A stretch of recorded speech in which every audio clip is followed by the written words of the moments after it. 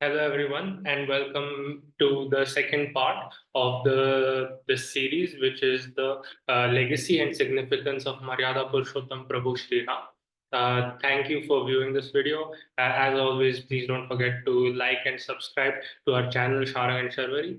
So today I would like to continue my description and explanation of the legacy of Prabhu Shri Ram by a careful analysis of the Stotra, which was composed by Buddha Kaushik Rishi. For those people who are directly in this part two, I would really encourage you guys to watch the part one first so that you guys have a better understanding of what we are doing today. So, without further ado, let us continue the Stotra. Atha Dhyanam, Dhyaye Dajanubahum, Dhruta Sharadhanusham, Baddha Padmasanastha.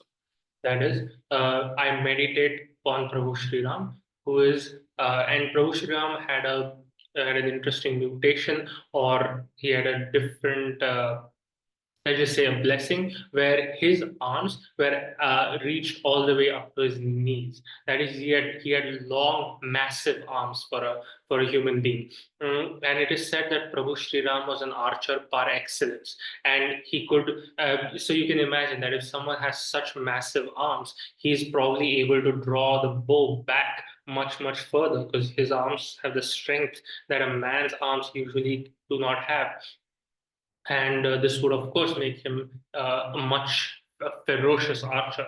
Similarly, it is said in legend that Prabhu Sri Ram was so mighty that he was able to break the bow that was of God Shiva himself, which is how he won Ma Sita's hand in marriage in her Swayamvar.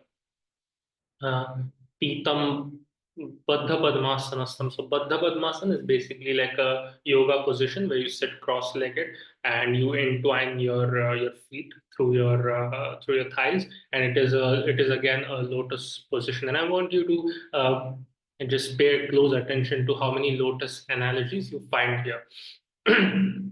Pitam Vaso Vasanam, he who is wearing yellow clothes. Navakamala Dalas Paridhinetram Prasanna. This is a beautiful meaning. That is, Prabhu Sri Ram's eyes are so beautiful that they are competing in their beauty with the new buds of a lotus, Navakamala Dalas. Uh, and Spardha is Sanskrit and Hindi for competition. Uh, Spardhinetram Prasannam. Vamankaruda Sita, Mukhakamala Lochanan Niradhabam, whose eyes and Prabhu Shri Ram's eyes are fixed on the face of Ma Sita. Uh, Niradhabam. Uh, So he's often described as that Prabhu Shri Ram's skin is the color of a rain cloud.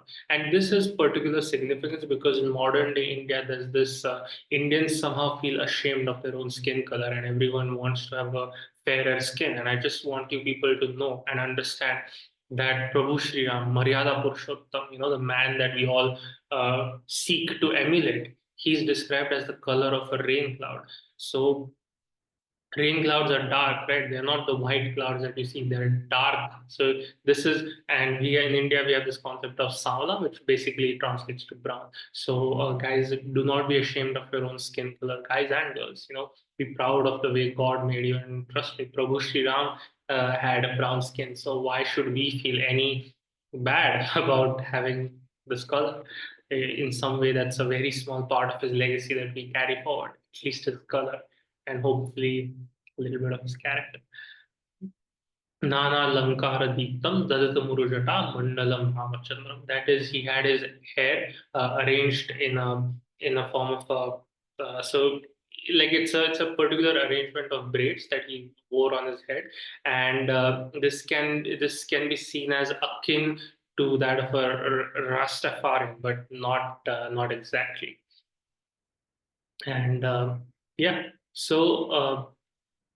So now in this one phrase you observed almost three intonations of the lotus. So, and it is said that Prabhu Sri Ram's eyes are beautiful, and I wish to explain the duality of Prabhu Sri Ram. He was a He was a mighty warrior, yet his face is not described as that of being fierce. Rather, his face, and he's always described as a beautiful man whose eyes are as beautiful as those of lotus buds. And later, he's called an ocean of compassion. So, what is this uh, continued metaphor for the lotus? And the reason is that in Hinduism, lotuses have a special significance. Why? Because in India, whenever you go to a muddy pond, you will always find a lotus blooming in the mud. And the significance of that, the metaphorical significance, is that even in the dirt and disgusting atmosphere of a muddy pond, something as beautiful as a lotus, which you offer to the gods, can bloom. And that is that goodness can exist and flourish in the worst possible situation. And I'll just give a real example from history. This is the story of a man named Dr. Munch, and he was a doctor in a concentration camp in Germany. And all around him, great evil was being committed. Doctors would literally experiment on little kids, and this was a terrible thing that was happening all around him, and people were dying by the thousands, and ultimately 6 million of those innocent Jews died in those concentration camps. So when such evil was happening all around him, he chose to do the right thing. He chose to do whatever he could from his side to make sure that people did not die. He tried his best to save those children. He set up a mock experiment where he just gave the kids milk to drink, and he saved so many lives. So Dr. Munch is an example from history that good can thrive. That just because you have a reason to do evil does not mean that you should resist temptation, that you should reject selfish reasons to do evil things, and try always to do what is most moral, what is most ethical. इति ध्यानं चरितं रघुनाथस्य शतकोटिं प्रविस्तरम् एकैकमक्षरं पुंसा महापातकनाशनम्. The charitra, that is the character of Prabhu Sri Ram, is so vast and so mighty that even one letter from this character, from him, can destroy great evil and remove great obstacles. Mm. ध्यात्वा नीलोत्पलश्यामं रामं राजीवलोचनं Janaki लक्ष्मणोपेतं जटामुकुटमण्डितं. Let us meditate on this lotus-eyed, dark complexioned Ram, who is adorned with a crown of hair, and has Sita and Lakshman alongside him. Sita his wife, Lakshman his brother. Sasiturna dhanurbanam panim naktancharantakam. He who has a sword in a receptacle, bow and arrows, who destroyed demons. And then there is a sentence, so Sasiturna Dhanurbanam Panim Naktancharantakam. This just describes the weapons that Prabhu Sri Ram had. Next line is Swalilaya Jagatratum Avirbhutam Achambibum. And I think I referenced this exact line in one of my earlier videos on the Bhagavad Gita.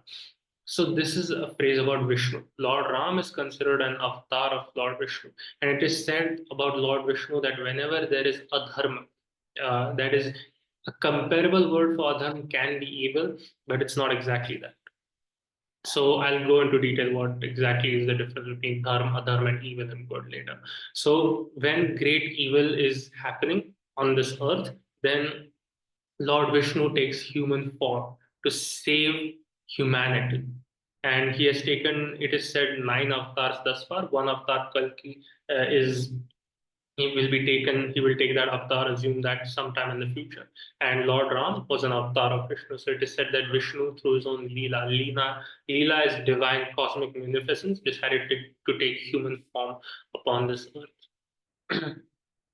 Ram रक्षाम पठेत प्राज्ञ पापघ्नीम सर्वकामदा शिरो में राघव पातु भालन दशरथात्मा.